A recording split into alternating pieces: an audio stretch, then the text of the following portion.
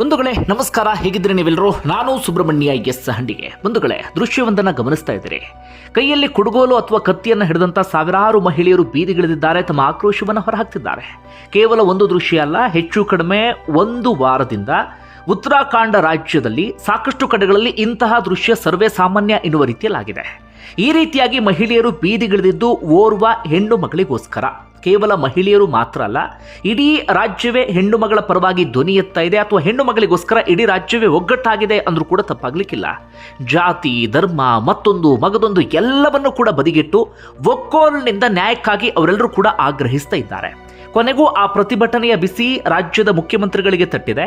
ರಾಜ್ಯದ ಮುಖ್ಯಮಂತ್ರಿಗಳು ತಲೆಬಾಗಲೇಬೇಕಾದಂಥ ಅನಿವಾರ್ಯ ಪರಿಸ್ಥಿತಿ ಕೂಡ ಎದುರಾಯಿತು. ಒಂದು ರೀತಿಯಲ್ಲಿ ಇದು ಮಾದರಿ ಹೋರಾಟ ಎನ್ನುವ ರೀತಿಯಲ್ಲೂ ಕೂಡ ಕರೆಸ್ಕೊಳ್ತಾ ಇದೆ. ಈ ಹೋರಾಟ ಯಾಕೆ ದೇಶಾದ್ಯಂತ ಚರ್ಚೆ ಆಗ್ತಾ ಇದೆ? ಹೆಣ್ಣು ಮಗಳಿಗಾದಂಥ ಅನ್ಯಾಯ ಏನು? ಬಿಜೆಪಿ ನಾಯಕನ ಹೆಸರು ಅಲ್ಲಿ ಕೇಳಿ ಬಂದಿದ್ದು ಯಾಕೆ? ಒಂದಷ್ಟು ಡೀಟೇಲ್ ಅನ್ನು ಗಮನಿಸ್ತಾ ಹೋಗೋಣ. ನೀವೆಲ್ಲರೂ ಕೂಡ ಗಮನಿಸಲೇಬೇಕಾಗಿರುವಂಥ ವಿಚಾರ ಇದು. ಬಂಧುಗಳೇ, ಅಂಕಿತಾ ಭಂಡಾರಿ ಅಂತ ಹೆಣ್ಮಗಳ ಹೆಸರು ನಿಮ್ಮಲ್ಲಿ ಬಹುತೇಕರು ಕೇಳಿರಬಹುದು. ಯಾಕಂದ್ರೆ ಇಡೀ ದೇಶದಲ್ಲಿ ವಿಪರೀತ ಸದ್ದು ಮಾಡಿದಂಥ ಪ್ರಕರಣ ಅದು.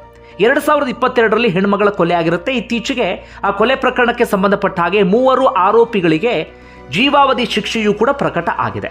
ಈಗ ಅವರು ಆರೋಪಿಗಳಲ್ಲ, ಅವರೆಲ್ಲರೂ ಕೂಡ ಅಪರಾಧಿಗಳು. ಸಹಜವಾಗಿ ಕಾಡುವಂತಹ ಪ್ರಶ್ನೆ, ಓಕೆ, ಹೆಣ್ಣುಮಗಳ ಕೊಲೆ ಆಯಿತು, ಆರೋಪಿಗಳ ಅರೆಸ್ಟ್ ಕೂಡ ಆಯಿತು, ಅವರಿಗೆ ಶಿಕ್ಷೆ ಕೂಡ ಆಯಿತು, ಈಗ ಯಾಕೆ ಹೋರಾಟ 2026ರಲ್ಲಿ ಅಂತ ಒಂದಷ್ಟು ಜನಕ್ಕೆ ಪ್ರಶ್ನೆ ಎದುರಾಗಬಹುದು. ಅಲ್ಲೇ ಇರೋದು ನಾವು ಗಮನಿಸಬೇಕಾಗಿರುವಂಥ ಸಂಗತಿ ಏನು ಅನ್ನೋದನ್ನು ವಿವರವಾಗಿ ಹೇಳ್ತು ಹೋಗ್ತೀನಿ, ಕೇಳಿ. ಬಂಧುಗಳೇ, ಅಂಕಿತಾ ಭಂಡಾರಿಗೆ ಆಗ ವಯಸ್ಸು 18ರಿಂದ 19ರ ಆಸುಪಾಸು. ಆಕೆಯ ತಂದೆ ಸೆಕ್ಯೂರಿಟಿ ಗಾರ್ಡ್ ಆಗಿ ಕೆಲಸವನ್ನು ಮಾಡ್ತಿರ್ತಾರೆ. ಇವಳು ಹೋಟೆಲ್ ಮ್ಯಾನೇಜ್ಮೆಂಟ್ ಕೋರ್ಸನ್ನು ಮಾಡ್ತಿರುವಂಥ ಹೆಣ್ಣುಮಗಳು. ಆಕೆಯ ತಂದೆ ಜಾಬನ್ನು ಕಳ್ಕೊಂಡ ಕಾರಣಕ್ಕಾಗಿ ಈಕೆ ಕೆಲಸಕ್ಕೆ ಹೋಗಲೇಬೇಕಾದಂಥ ಅನಿವಾರ್ಯ ಪರಿಸ್ಥಿತಿ ಎದುರಾಗಿಬಿಡುತ್ತೆ.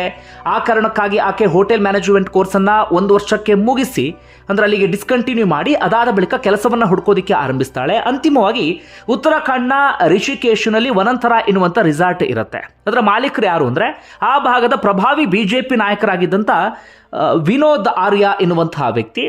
ಆ ವ್ಯಕ್ತಿಯ ಮಗ ಪುಲ್ಕಿತ್ ಎನ್ನುವಂತಹ ವ್ಯಕ್ತಿ ಆ ರೆಸಾರ್ಟನ್ನು ನಡೆಸ್ಕೊಂಡು ಹೋಗ್ತಾ ಇದ್ರು. ಅಂತಿಮವಾಗಿ ಆ ರೆಸಾರ್ಟ್ಗೆ ಬಂದು ಆಕೆ ರಿಸೆಪ್ಷನಿಸ್ಟ್ ಆಗಿ ಕೆಲಸಕ್ಕೆ ಸೇರಿಕೊಳ್ತಾಳೆ. ಆರಂಭದಲ್ಲಿ ಯಾವುದೇ ರೀತಿಯಲ್ಲೂ ಕೂಡ ಸಮಸ್ಯೆ ಇರೋದಿಲ್ಲ. ತಂದೆ ಜೊತೆಗೆ ಪ್ರತಿದಿನ ಆಕೆ ಕಾಲ್ ಮಾಡಿ ಮಾತಾಡ್ತಿರ್ತಾಳೆ. ಸೆಪ್ಟೆಂಬರ್ 18ನೇ ತಾರೀಕು ಆಕೆಯ ತಂದೆ ಫೋನ್ ಮಾಡಿದ ಸಂದರ್ಭದಲ್ಲಿ ಈಕೆಯ ಕಡೆಯಿಂದ ಯಾವುದೇ ರೆಸ್ಪಾನ್ಸ್ ಕೂಡ ಬರೋದಿಲ್ಲ. ಸಹಜವಾಗಿ ತಂದೆಗೆ ಆತಂಕ ಶುರುವಾಗಿಬಿಡುತ್ತೆ. ನೋಡುವ ಸಂದರ್ಭದಲ್ಲಿ ರೆಸಾರ್ಟ್ ಹತ್ರ ಬಂದು ಕೇಳಿದ್ರೆ ಇಲ್ಲೇನೇನೋ ಹೇಳೋದಕ್ಕೆ ಶುರು ಮಾಡ್ಕೊಳ್ತಾರೆ. ಅಂತಿಮವಾಗಿ ಸೆಪ್ಟೆಂಬರ್ 18ನೇ ತಾರೀಕಿನಿಂದ ಆಕೆ ನಾಪತ್ತೆ ಆಗಿಬಿಡ್ತಾಳೆ. ಇದ್ದಕ್ಕಿದ್ದ ಹಾಗೆ ಎಲ್ಲೂ ಕೂಡ ಕಾಣಿಸೋದಿಲ್ಲ. ಹೆಚ್ಚು ಕಡಿಮೆ 6 ದಿನಗಳ ಬಳಿಕ ಆಕೆಯ ದೇಹ ರೆಸಾರ್ಟ್ ಸಮೀಪದಲ್ಲಿರುವಂಥ ಕಾಲುವೆಯಲ್ಲಿ ಪತ್ತೆಯಾಗುತ್ತೆ. ಅದಕ್ಕೂ ಮುನ್ನ ಆದಂಥ ಬೆಳವಣಿಗೆ ಏನು ಅಂದರೆ, ನಮ್ಮ ದೇಶದಲ್ಲಿ ವ್ಯವಸ್ಥೆ ಹೇಗಿದೆ ಅಥವಾ ಪೊಲೀಸರ ನಿರ್ಲಕ್ಷ್ಯ ಹೇಗಿದೆ ಅನ್ನೋದು ನೋಡಿ, ತಂದೆ ದೂರು ಕೊಡೋದಕ್ಕೆ ಸಾಕಷ್ಟು ಸ್ಟೇಷನ್ಗಳಿಗೆ ಅಲ್ದಾಡಿದ್ದಾರೆ, ಅದರ ದೂರೇ ತೆಗೆದುಕೊಂಡಿಲ್ಲ. ಒಂದು ಸ್ಟೇಷನ್ಗೆ ಹೋದರೆ ನಮ್ಮ ಜುರಿಡಿಕ್ಷನ್ ವ್ಯಾಪ್ತಿಗೆ ಬರೋದಿಲ್ಲ ಅಂದಿದ್ದಾರೆ. ಇನ್ನೊಂದು ಸ್ಟೇಷನ್ಗೆ ಹೋದರೆ ಇಲ್ಲ, ನಾವು 0 FIR ಅನ್ನು ಮೇಂಟೈನ್ ಮಾಡ್ತಿದ್ದೇವೆ, ನಮ್ಮಲ್ಲಿ ಯಾವುದೇ ದೂರನ್ನು ದಾಖಲಿಸ್ಕೊಳ್ಳೋದಕ್ಕಾಗೋದಿಲ್ಲ ಅಂತ ಹೇಳಿ. ಇನ್ನೊಂದು ಸ್ಟೇಷನ್ಗೆ ಹೋದರೆ ಅಲ್ಲಿ ಯಾವುದೋ ನೆಪವನ್ನು ಹೇಳಿ ಕಳಿಸ್ತಾ ಇದ್ರು. ಕೊನೆಗೂ ಅವ್ರ ತಂದೆ ಸುತ್ತಾಡಿ ಯಾವುದೋ ಒಂದು ಸ್ಟೇಷನಲ್ಲಿ ಕೊನೆಗೂ FIR ದಾಖಲಾಗುತ್ತೆ. ಪೊಲೀಸರು ಕೂಡ ಆಕೆಯನ್ನು ಹುಡುಕಾಡೋದಕ್ಕೆ ಆರಂಭಿಸ್ತಾರೆ. ನಾನು ಆಗಲೇ ಹೇಳಿದ ಹಾಗೆ 6 ದಿನಗಳ ಬಳಿಕ ಆಕೆಯ ದೇಹ ಪತ್ತೆ ಆಗುತ್ತೆ. ಆ ದೇಹ ಪತ್ತೆಯಾದಂಥ ಸಂದರ್ಭದಲ್ಲಿ ಒಂದಷ್ಟು ವಿಚಾರಗಳೆಲ್ಲವೂ ಕೂಡ ಬಹಿರಂಗ ಆಗೋದಕ್ಕೆ ಶುರುವಾಗುತ್ತೆ. ಏನು ಅಂತ ಗಮನಿಸ್ತಾ ಹೋಗೋದಾದರೆ ಏನಾಗಿರುತ್ತೆ ಅಂದರೆ, ಆ ಎಲ್ಲ ವಿಚಾರಗಳು ಹೊರಗಡೆ ಬಂದಿದ್ದು ಹೇಗೆ ಅಂದರೆ, ಆಕೆ ತನ್ನ ಸ್ನೇಹಿತರೊಬ್ಬರಿಗೆ ಮೆಸೇಜನ್ನು ಮಾಡಿರ್ತಾಳೆ. ಏನಂತ, ನನಗಿಲ್ಲಿ ತುಂಬ ಹಿಂಸೆ ಕೊಡ್ತಾ ಇದ್ದಾರೆ, ಆರಂಭದಲ್ಲಿ ಯಾವುದೇ ರೀತಿಯಲ್ಲೂ ಕೂಡ ಸಮಸ್ಯೆ ಆಗಲಿಲ್ಲ, ಆದರೆ ಇತ್ತೀಚೆಗೆ ನಮ್ಮ ರೆಸಾರ್ಟ್ಗೆ ಸಾಕಷ್ಟು VIP ಬರ್ತಾ ಇದ್ದಾರೆ. ಆ VIP ಬರುವಂಥ ಸಂದರ್ಭದಲ್ಲಿ ಅವರಿಗೆ ವಿಶೇಷವಾದಂಥ ಸೇವೆಯನ್ನು ಕೊಡಬೇಕು ಅಂತ ಒತ್ತಾಯಿಸ್ತಿದ್ದಾರೆ ಅಂತ. ವಿಶೇಷವಾದ ಸೇವೆ ಅಂದರೆ ಅವ್ರ ಜೊತೆಗೆ ನಾನು ಹೋಗಬೇಕು ಎನ್ನುವ ರೀತಿಯಲ್ಲಿ. ಆದರೆ ನಾನು ಬಡವಳಿರಬಹುದು, ಆದರೆ ನನಗೆ ದುಡ್ಡು ಕೊಡ್ತೀರಿ, ಇನ್ನೊಂದೇನೋ ಆಮಿಷವನ್ನು ಒಡ್ತೀರಿ ಅಂದರೆ ನಾನು ಅಂಥ ಕೆಲಸ ಮಾಡೋದಿಲ್ಲ ಅಂತ ಎಷ್ಟೇ ಹೇಳಿದ್ರು ಕೂಡ ನನ್ನ ಮಾತಿಗೆ ಸೊಪ್ಪು ಹಾಕ್ತಾ ಇಲ್ಲ, ವಿಪರೀತವಾಗಿ ಒತ್ತಾಯಿಸ್ತಾ ಇದ್ದಾರೆ. ಸೇವೆ ಕೊಟ್ಟಿಲ್ಲ ಅಂತಾದರೆ ನೀನನ್ನು ನಾವು ಏನು ಬೇಕಾದರೂ ಮಾಡ್ತೀವಿ ಎನ್ನುವ ರೀತಿಯಲ್ಲಿ ಹೆದರಿಸ್ತಿದ್ದಾರೆ ಎನ್ನುವ ರೀತಿಯಲ್ಲಿ ಆಕೆ ಮೆಸೇಜನ್ನು ಹಾಕಿರ್ತಾಳೆ. ಆಕೆ ಎಲ್ಲಿರ್ತಾಳೆ ಅಂದರೆ ಆಕೆ ಮನೆಯಿಂದ ಓಡಾಡುವಂಥ ಸ್ಥಿತಿಯಲ್ಲಿ ಇರೋದಿಲ್ಲ. ತುಂಬ ರಿಮೋಟ್ ಏರಿಯಾದಲ್ಲಿ ಆ ರೆಸಾರ್ಟ್ ಇದ್ದಂಥ ಕಾರಣಕ್ಕಾಗಿ ಆಕೆ PG ಮಾಡ್ಕೊಂಡು ಹೊರಗಡೆ ಇರುವಂಥ ಸ್ಥಿತಿಯಲ್ಲೂ ಕೂಡ ಇರೋದಿಲ್ಲ. ಆಕೆ ರೆಸಾರ್ಟ್ನ ಒಂದು ಕೋಣೆಯಲ್ಲೇ ಇರ್ತಾಳೆ. ಆಕೆ ಅಂದ್ಕೊಂಡಿರ್ತಾಳೆ ಆ ಕೋಣೆಯನ್ನು ಕೊಟ್ಟಿದ್ದು ಯಾಕೆ ಅಂದರೆ, ನನ್ನ ಮೇಲೆ ಅನುಕಂಪದ ಆಧಾರದ ಮೇಲೆ ಬಡವಳು ಎನ್ನುವಂಥ ಕಾರಣಕ್ಕೆ ಕೋಣೆಯನ್ನು ಕೊಟ್ಟಿದ್ದಾರೆ ಅಂತ ಅಂದ್ಕೊಂಡಿರ್ತಾಳೆ. ಆದರೆ ಕೋಣೆಯನ್ನು ಕೊಟ್ಟಂಥ ಉದ್ದೇಶವೇ ಬೇರೆ ಇರುತ್ತೆ. ಮುಂದೊಂದು ದಿನ ಈ ಹೆಣ್ಣು ಮಗಳನ್ನ ನಮಗೆ ಬೇಕಾದ ರೀತಿಯಲ್ಲಿ ಬಳಸಿಕೊಳ್ಳಬಹುದು, ಆಕೆಗೆ ಒಂದಷ್ಟು ಹಣದ ಆಮಿಷವನ್ನು ಒಡ್ಡಿ ಬೇರೆಯವರಿಗೆ ಸೇವೆಯನ್ನು ಕೊಡೋದಕ್ಕೆ ನಾವು ಆಕೆಯನ್ನು ಯೂಸ್ ಮಾಡ್ಕೊಳ್ಬಹುದು ಎನ್ನುವ ರೀತಿಯಲ್ಲಿ ಅವ್ರಿಗೆ ತಲೆಯಲ್ಲಿರುತ್ತೆ. ಅಥವಾ ಈಕೆಗೆ ಗೊತ್ತಾಗಿರೋದಿಲ್ಲ, ಆ ಕೋಣೆಯಲ್ಲೇ ಈಕೆ ಇರ್ತಾಳೆ. 18ನೇ ತಾರೀಕು ಏನಾಗಿರುತ್ತೆ ಅಂದರೆ, ಯಾರೋ ಒಬ್ಬರು VIP ಆ ರೆಸಾರ್ಟ್ಗೆ ಬಂದಿರ್ತಾರಂತೆ. ಆ VIP ವಿಚಾರನೆ ಈಗ ಚರ್ಚೆ ಆಗ್ತಿರೋದು. VIP ರೆಸಾರ್ಟ್ಗೆ ಬಂದಿರ್ತಾರಂತೆ. ಅವತ್ತು ಈಕೆಗೆ ಒತ್ತಾಯಿಸಿದ್ದಾರೆ, ನೀನು ಸೇವೆಯನ್ನು ಕೊಡಲೇಬೇಕು, ಅವ್ರ ಜೊತೆಗೆ ಕೋಣೆಗೆ ಹೋಗಲೇಬೇಕು ಎನ್ನುವ ರೀತಿಯಲ್ಲಿ. ಈಕೆ ಅದಕ್ಕೆ ನಿರಾಕರಿಸಿದ್ದಾಳೆ. ನಿರಾಕರಿಸ್ತಾ ಇದ್ದ ಹಾಗೆ ಜೋರಾಗಿ ಅವತ್ತು ರೆಸಾರ್ಟ್ನಲ್ಲಿ ಗಲಾಟೆ ಅಂಥದ್ದೆಲ್ಲವೂ ಕೂಡ ಆಗಿದೆ. VIPಗೆ ವಿಚಾರ ಗಮನಕ್ಕೆ ಬರಬಾರ್ದು ಎನ್ನುವ ಕಾರಣಕ್ಕಾಗಿ ಆಕೆಯ ಬಾಯಿಯನ್ನು ಒತ್ತಿಡ್ಕೊಂಡು ಹೊರಗಡೆ ಕರ್ಕೊಂಡು ಹೋಗಿದ್ದಾರೆ. ಅದಾದ ಬಳಿಕ ಯಾವುದೋ ಒಂದು ವೆಹಿಕಲ್ಗೆ ಹಾಕೊಂಡು ಹೋಗಿ ಸೀದಾ ಕಾಲುವೆ ಹತ್ರ ಕರ್ಕೊಂಡು ಹೋಗಿದ್ದಾರೆ. ಅಲ್ಲಿ ಜೋರು ಜಗಳ ಆಗಿದೆ. ಜಗಳ ಆದ ಬಳಿಕ ಅಂಕಿತ ಭಂಡಾರಿಯನ್ನ 3 ಸೇರ್ಕೊಂಡು, BJP ನಾಯಕನ ಮಗ ಪುಲ್ಕಿತ್ ಆರ್ಯ, ಆತನೇ ಆ ರೆಸಾರ್ಟ್ನ ಮಾಲೀಕ, ಹಾಗೆ ಇನ್ನಿಬ್ಬರು ಸಹಾಯಕರು ಇರ್ತಾರೆ, ಒಬ್ಬ ಮ್ಯಾನೇಜರು ಮತ್ತೊಬ್ಬ ಅಲ್ಲಿ ಅಸಿಸ್ಟೆಂಟ್ ಆಗಿ ಕೆಲಸ ಮಾಡ್ತಿದ್ದವನು. 3 ಜನರು ಸೇರಿ ಕಾಲುವೆಗೆ ಆಕೆಯನ್ನು ತಳ್ಳಿಬಿಟ್ಟಿದ್ದಾರೆ. ತಳ್ಳೋದಕ್ಕೆ ನಾನಾ ರೀತಿ ಕಾರಣಗಳು ಇರಬಹುದೇನೋ. ಒಂದು, ಆಕೆ ಹೊರಗಡೆ ಹೋಗಿ ಇದೆಲ್ಲವನ್ನು ಕೂಡ ಹೇಳಬಹುದು ಎನ್ನುವ ಕಾರಣಕ್ಕಾಗಿ, ಅಥವಾ ದೂರು ಕೊಡಬಹುದು ಎನ್ನುವ ಕಾರಣಕ್ಕಾಗಿ, ಅಥವಾ ಇನ್ನೊಂದೇನೋ ಆಗಬಹುದು ಎನ್ನುವ ಕಾರಣಕ್ಕೆ ಒಟ್ಟಾರೆಯಾಗಿ ಕಾಲುವೆಗೆ ತಗೊಂಡು ಹೋಗಿ ಆಕೆಯನ್ನು ತಳ್ಳಿಬಿಟ್ಟಿದ್ದಾರೆ. ಇದು ಆದಂಥ ವಿಚಾರ. ಇದರ ನಡುವೆ ಆದಂಥ ಬೆಳವಣಿಗೆ ಏನೇನು ಅಂದರೆ, FIRನ ದಾಖಲಿಸ್ಕೊಳ್ತಾರೆ. ಎಲ್ಲ ಕಡೆಗಳಲ್ಲೂ ಕೂಡ ಪ್ರತಿಭಟನೆ ಅಂಥದ್ದೆಲ್ಲವೂ ಕೂಡ ಜಾಸ್ತಿ ಆಗುತ್ತೆ. ಬಟ್ ಪ್ರಕರಣಕ್ಕೆ ಸಂಬಂಧಪಟ್ಟ ಹಾಗೆ ಈ ರೆಸಾರ್ಟ್ ಮಾಲೀಕನನ್ನ ಹಾಗೆ ಇನ್ನಿಬ್ರು ಯಾರು ಭಾಗಿಯಾಗಿದ್ರು ಅವರನ್ನು ಕೂಡ ಅರೆಸ್ಟ್ ಮಾಡಲಾಗುತ್ತೆ. ಬೇಕಾದಂಥ ಒಂದಷ್ಟು ಸಾಕ್ಷಿ ಎಲ್ಲವನ್ನೂ ಕೂಡ ಸಂಗ್ರಹಿಸಲಾಗುತ್ತೆ. ಆದರೆ ಇದ್ರ ನಡುವೆ ಏನಾಗಿತ್ತು ಅಂದರೆ, ಈ ಹೆಣ್ಣುಮಗಳು ಕಾಣೆಯಾಗಿ ಒಂದು 2-3 ದಿನಕ್ಕೆ ಆಕೆಯ ದೇಹ ಇನ್ನೂ ಕೂಡ ಸಿಕ್ಕಿರೋದಿಲ್ಲ. ಅಷ್ಟರ ಒಳಗಾಗಿ ಈ ರೆಸಾರ್ಟ್ನ ಒಂದು ಭಾಗವನ್ನು ಸ್ಥಳೀಯ BJP ಶಾಸಕಿಯಾಗಿರುವಂಥ ರೇಣು ಬಿಶ್ತ್ ಅಂತ ಅವರ ಹೆಸರು, ಅವರ ನಿರ್ದೇಶನದ ಮೇರೆಗೆ ಡೆಮಾಲಿಷ್ ಮಾಡಿಬಿಟ್ಟಿರ್ತಾರೆ. JCB ಡ್ರೈವರ್ ಅದಾದ ಬಳಿಕ ಕೋರ್ಟ್ನಲ್ಲಿ ಆತ ಬಾಯಿ ಬಿಡ್ತಾನೆ, ನನಗೆ ಶಾಸಕಿಯ PA ಫೋನ್ ಮಾಡಿದ್ರು, ಅದಾದ ಬಳಿಕ ಶಾಸಕಿ ಕಡೆಯಿಂದಲೂ ಕೂಡ ನಿರ್ದೇಶನ ಬಂತು, ಜೊತೆಗೆ ಸ್ಥಳೀಯ ಅಧಿಕಾರಿಯೊಬ್ಬರು ಕೂಡ ನನಗೆ ಈ ರೀತಿಯಾಗಿ ಸೂಚನೆಯನ್ನು ಕೊಟ್ಟರು. ಆ ಕಾರಣಕ್ಕಾಗಿ ಹೋಗಿ ನಾನು ಆ ರೆಸಾರ್ಟ್ನ ಒಂದು ಭಾಗವನ್ನು ಡೆಮಾಲಿಷ್ ಮಾಡಿಬಿಟ್ಟೆ ಅಂತ. ಯಾವ ಭಾಗ ಅಂದರೆ, ಈ ಅಂಕಿತಾ ಭಂಡಾರಿ ಯಾವ ಕೋಣೆಯಲ್ಲಿ ಉಳ್ಕೊಳ್ತಾ ಇದ್ಲು ಆ ಭಾಗವನ್ನು ಡೆಮಾಲಿಷ್ ಮಾಡಿರ್ತಾರೆ. ಆಗ ಎಲ್ರಿಗೂ ಕೂಡ ಈ ಪ್ರಕರಣಕ್ಕೆ ಸಂಬಂಧಪಟ್ಟ ಹಾಗೆ ಅನುಮಾನ ಇನ್ನಷ್ಟು ಜಾಸ್ತಿ ಆಗೋದಕ್ಕೆ ಶುರುವಾಗುತ್ತೆ. ಇಲ್ಲಿ ಏನೋ ಇದೆ, ಯಾವುದನ್ನೋ ಮುಚ್ಚಿ ಹಾಕೋದಕ್ಕೆ ಪ್ರಯತ್ನವನ್ನು ಪಡ್ತಾ ಇದ್ದಾರೆ. ಇದು ನಾವು ಮೇಲ್ನೋಟಕ್ಕೆ ಕಾಣುವ ರೀತಿಯಲ್ಲಿ ಇಲ್ಲ ಅಂತ ಹೇಳಿ. ಅಂದರೆ ಇಲ್ಲಿ ಮೇಲ್ನೋಟಕ್ಕೆ ಗೊತ್ತಾಗ್ತಿದ್ದೇನು, ರೆಸಾರ್ಟ್ನ ಮಾಲೀಕನ ತಪ್ಪು, ಆತನ ಜೊತೆಗೆ ಇನ್ನಿಬ್ಬರು ಸಾಥ್ ಕೊಟ್ಟಿದ್ರು ಎನ್ನುವಂಥ ಸಂಗತಿ. ಅವರೆಲ್ಲ ವಿಚಾರವನ್ನು ಕೂಡ ಪೊಲೀಸರ ಮುಂದೆ ಒಪ್ಕೊಂಡು ಬಿಡ್ತಾರೆ, ಅವನ್ನ ಅರೆಸ್ಟ್ ಮಾಡ್ತಾರೆ, ಎಲ್ಲವೂ ಕೂಡ ಆಗಿಬಿಡುತ್ತೆ. ಆದರೆ ಅದರ ಆಚೆಗೆ ಅಲ್ಲಿ ಯಾರೋ ಒಬ್ಬರನ್ನ ಬಚಾವ್ ಮಾಡುವಂಥ ಒಂದು ಪ್ರಯತ್ನ ಆಗಿತ್ತು. ಯಾರನ್ನ ಬಚಾವ್ ಮಾಡುವಂಥ ಪ್ರಯತ್ನ ಅಂದರೆ, ಅವತ್ತಿನ ದಿನ ಓರ್ವ VIP ಬಂದಿರ್ತಾರೆ. ಆ VIPಗೆ ಸರ್ವಿಸನ್ನು ಕೊಡೋದಕ್ಕೆ ಈಕೆಗೆ ಒತ್ತಾಯಿಸಲಾಗಿರುತ್ತೆ. ಸರ್ವಿಸ್ ಅಂದರೆ ಅರ್ಥ ಮಾಡ್ಕೊಳ್ಳಿ ಏನು ಅಂತ ಹೇಳಿ.